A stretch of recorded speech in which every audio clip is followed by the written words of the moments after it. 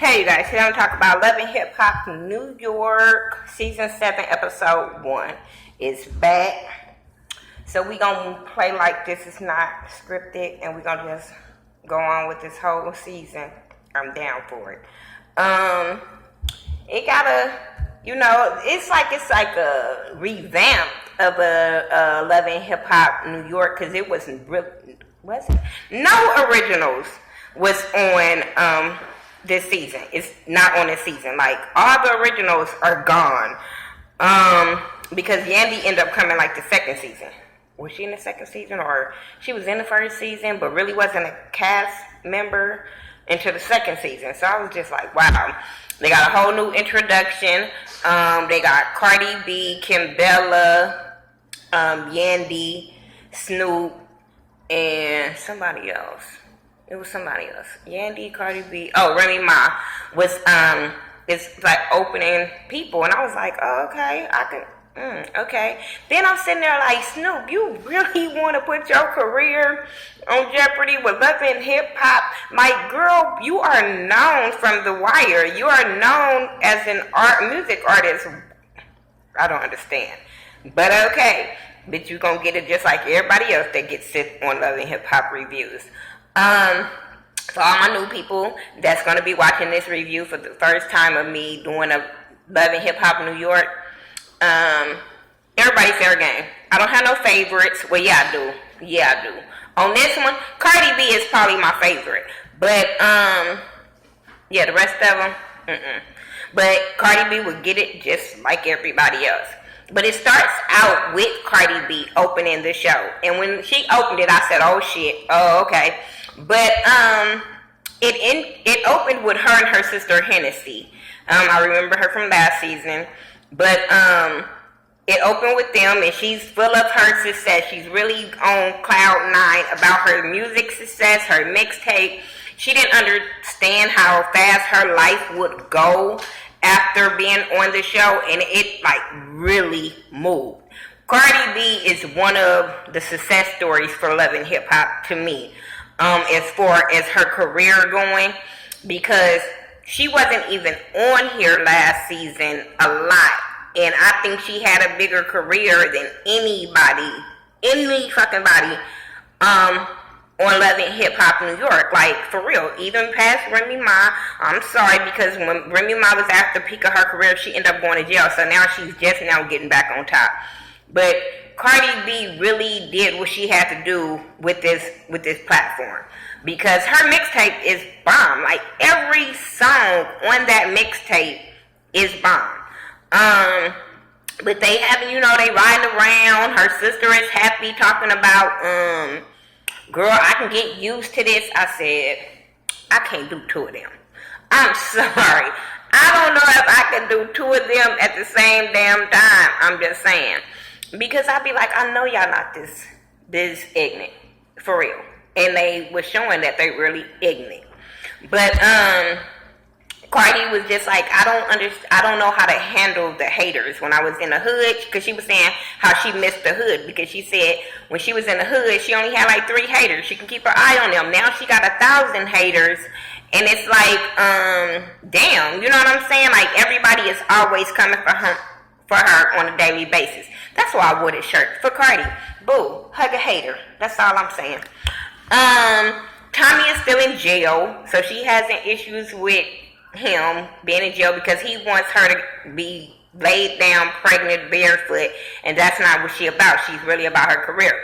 She said that she can play with some vagina while he gone and still be loyal and faithful, and I was like, that's just Cardi B. So everything she say, I just be like, that's her. That's just so her. Then we get the Creep Squad. Everybody's there. Rich, DJ Self, and Cisco. The Creep Squad this season. And there's no Peter, because he's dealing with his whole thing with Amina and Tara and all the baby mama issues and all that kind of bullshit. And I'm so glad they're not on here. I said, I do not want to see them. I think Rich is going to make some appearances, but I just don't want to see that bullshit this season. But yeah, Rich was talking about how it's time for him to slow down. He can't be, really fast moving with DJ Self and stuff like that. Then DJ Self was like, well, I want to introduce a new person to this Creep Squad. So he introduced Snoop to the Creep Squad. I don't know how I feel about that. I don't even know, I don't understand why she even want to be a part of this bullshit, like I said. But she wants to work with DJ Self. She said she needs help with DJ Self because of her record labels or whatever, so she needs their help or whatever. So that was cool. So then they see this shorty, at the bar. So they was all excited about this female at the bar, and they put a bet on her, $100 bet on if Snoop can bag this girl.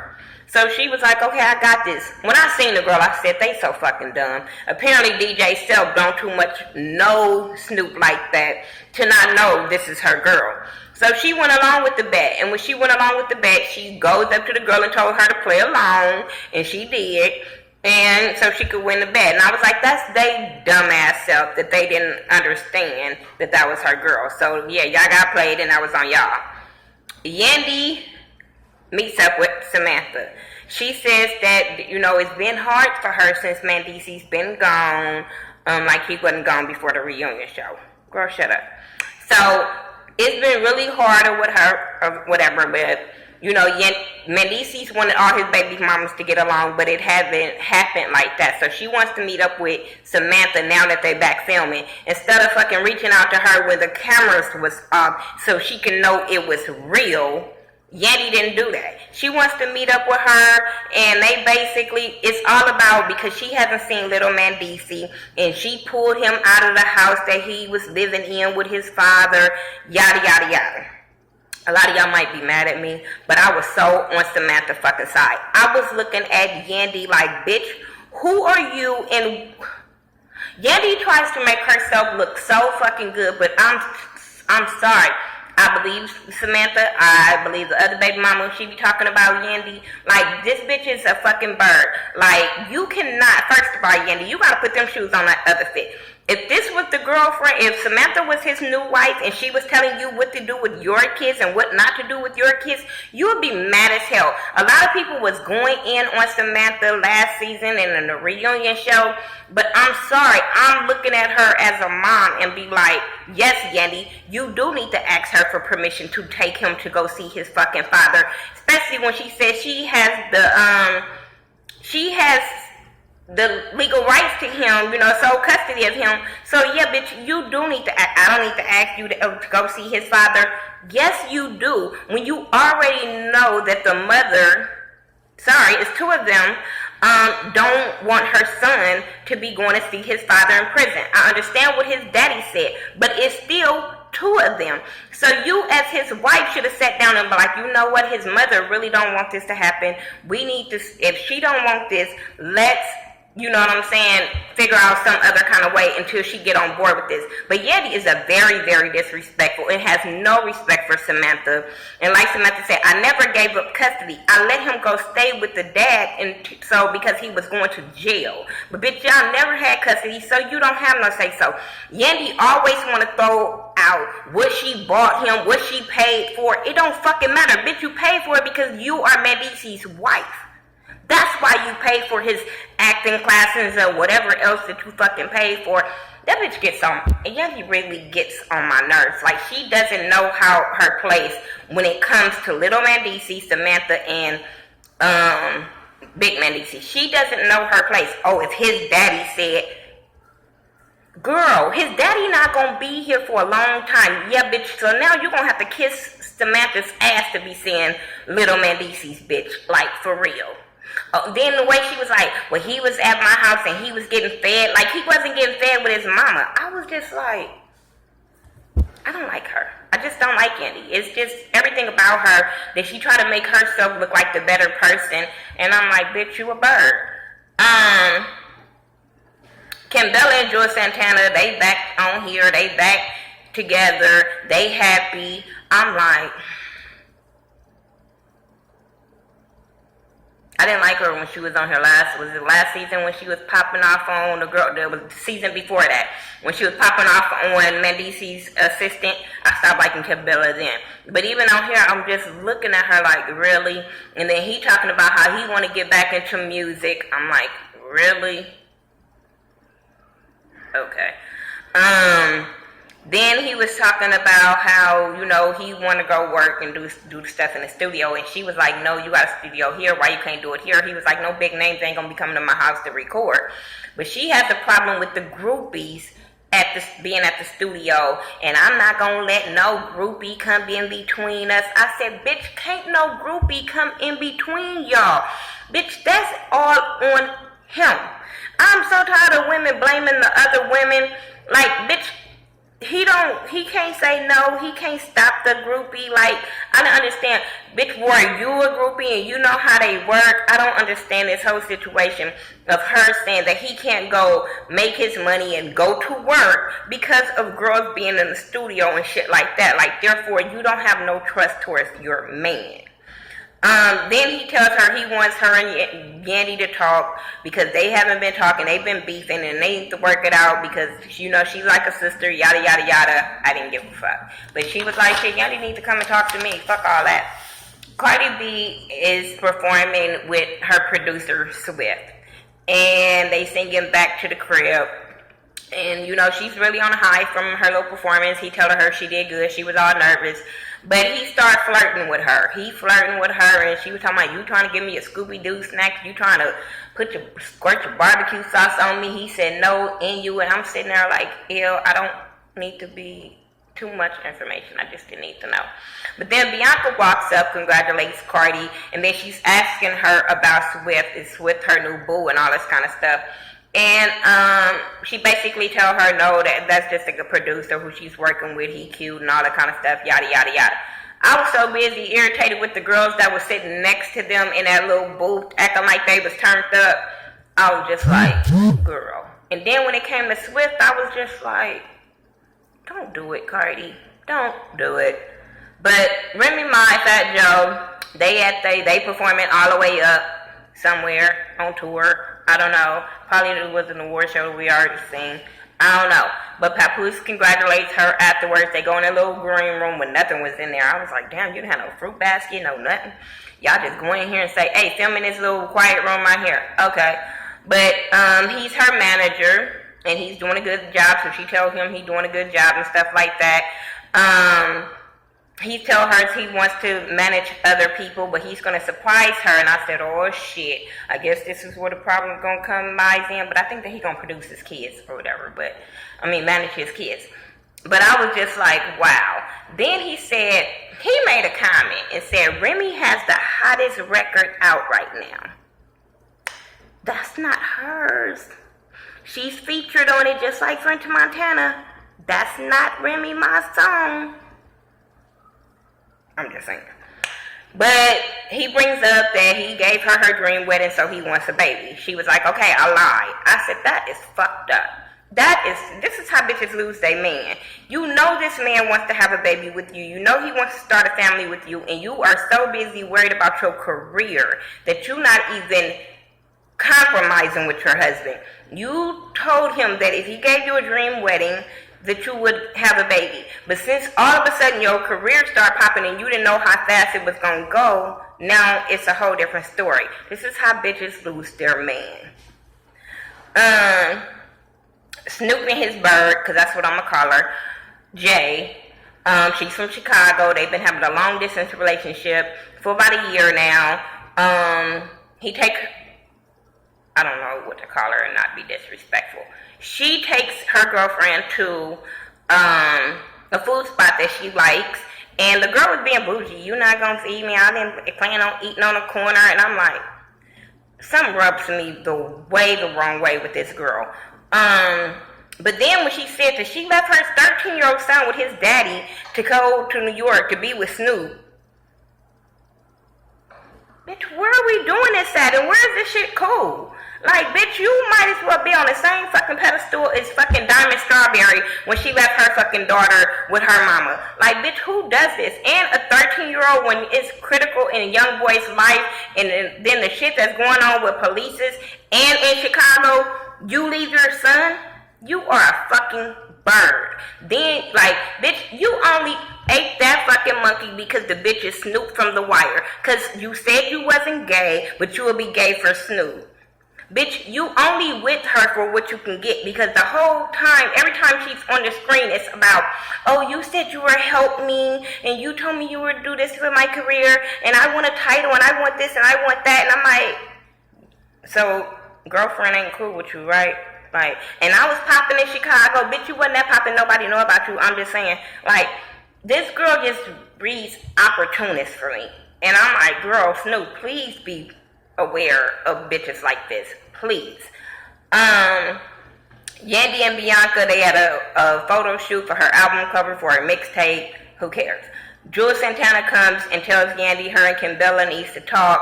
She like, Kimbella needs to reach out to me. So that's when friendships don't fucking work out, when both bitches say that bitch needs to reach out to me. So therefore, motherfuckers in the middle should not try to make them reconcile, because I'm like, no, if y'all really wanted to talk, y'all would be like, you know what, alright, let me reach out to her, you know, it's time. But for her to be like, she needs to reach out to me, and Kimbella be like, she needs to reach out to me, bitch, y'all don't really want to be friends. But we'll be friends for the taping of this season. That's how we'll play this out. Whatever.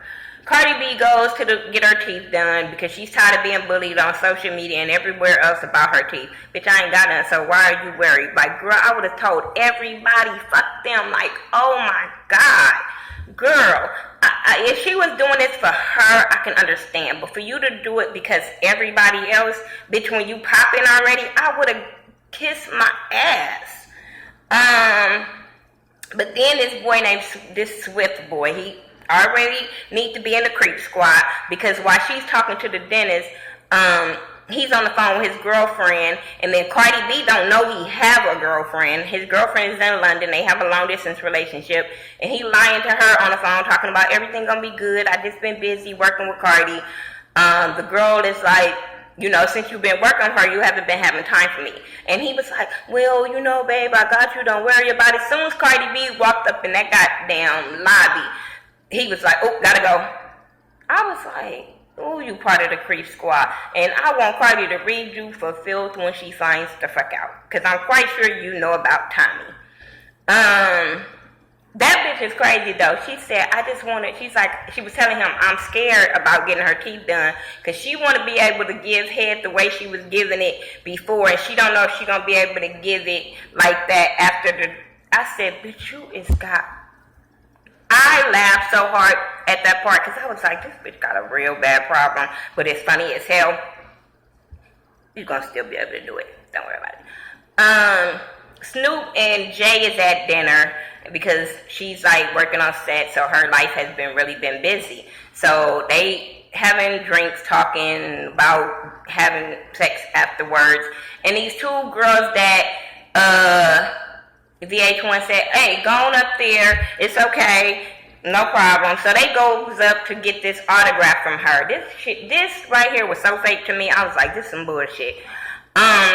But she goes up to, they go up to her, they flirt, they kind of flirt, and they ask her for an autograph. Ooh, you Snoop, can I get an autograph? So she like, okay, cool. Then they like, ooh, girl, something about they'd be gay for her or some bullshit they said. It was very disrespectful.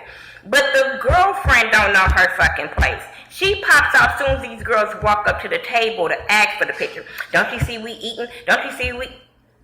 This is her career. This is what she signed up for. So therefore, there are going to be people that comes up to her all the time and ask her for an autograph.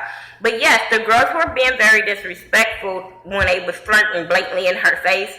But at the same time, bitch, you need to know how to handle yourself. Then she was talking about building her dreams, and you told me you were going to build my dreams. Once again, she's worried about what Snoop can do for her career. I'm like, opportunist. Just straight ass opportunist. And bitch, you don't want a bitch like that can pop off any fucking time. Like, that's not a good look for you. Kimbella and Yandy meet up and to talk. Kimbella come in there being very disrespectful. Bitch, you know she on a business call. I don't care if you didn't know the person on the other end. You were very disrespectful. But she comes in there and they arguing about if she was like, well, if you're my friend, if you're really my friend, and then they was talking, she was like, I'm lost. Then they was talking about the wedding and how she really wasn't there for the wedding, and I'm sitting there like, bitch, you made it seem like what's that, the big bitch Rashida and Remy, you acting like them was your peoples for your wedding. Okay, but you know, I know she had other people in her wedding, but she was saying how Kimbella wasn't there, she kept disappearing, yada yada yada, how she was trying to make the wedding about herself and all this stuff. So they arguing about the wedding. Okay. Then they were saying how, you know, it seemed like Kimbella was like, bitch, don't play me. Don't go there with me. Don't do it, bitch. And Yandy kept pulling back every time Kimbella would say that. But she was like, you the one stop talking to me. So they had a falling out at the wedding. So we had another season after they fucking wedding, their little wedding special. We had a whole nother season. So y'all wasn't talking then? Like, for real? Then you say something about, oh, you know what I was going through? Bitch, you knew what you was going through before you married him. You knew. Like, this, because even was it Samantha or Kimbella, one of them was like, you was going through the shit for 5 years. You know what I'm saying? He was fighting this case for 5 fucking years. I think it was Samantha. But I'm like, so you talking about, you know what I've been going through and I ain't been, she just turned that whole argument around on Kimbella. You know what I've been through, you ain't been there for me. And I'm like, but the wedding was first and you cut her off after the wedding. So how was she supposed to be there for you when your man was going to jail and Lil Mandisi wasn't around if this all happened after the wedding part? I was so fucking confused with this conversation. But like I said, it just felt like she turned the whole conversation around on Kimbella and started crying and made Kimbella feel bad. And then Kimbella had to get up and console her. And I haven't seen Little Mandisi in 3 months. And bitch, that's your problem because you waited on for the cameras to turn back on to want to reach out to his mama. That's why you ain't seen Little Mandisi. Bitch, girl, shut up. Anyway, that's my review for Love and Hip Hop New York, Season 7, Episode 1. I'm about to go watch Black Ink Crew. Follow me on all social media sites by Thaghettoview, THA, not THE. And remember, hug a hater. Just saying.